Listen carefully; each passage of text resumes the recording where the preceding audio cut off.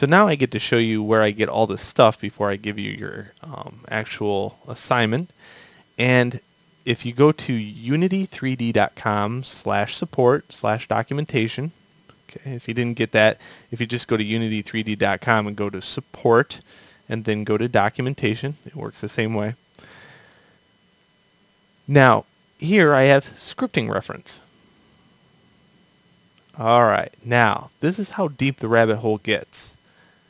Everything in here can be learned from.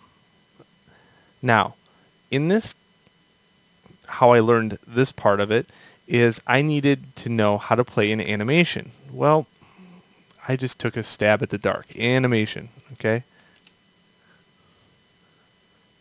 And I do a search. So I'm showing you how I searched this out and how I researched it. And sure enough, in the scripting language, we have this animation. And under animation, we have this. This is the important part. We have the variables. We have functions. Inherited members. Inherited functions. Oh, wow, how do I ever learn all this stuff you're asking? Well, start with this. Functions. Okay, we know what functions are, sort of, because that's what we just wrote, a function. We wrote the function play. Well, if you hit play here, you'll see a nice little example. Animation, play, walk. Okay. Let's go back. Maybe I wanted to learn crossfade. Well, here's a nice little example. Now, there's some stuff in here that is kind of confusing looking. There's two different examples. So a lot of times, that's why I like this so much, is the fact that they document it so well. In this case, here's a nice little example of what I just used. Animation, crossfade, walk, point 2. So in here, there's so much stuff to learn from, but this is where I'm getting it all. If you're unsure about something, let's say you're curious to find out what animation is and how it works, you can go there and type in the search. Same with get key.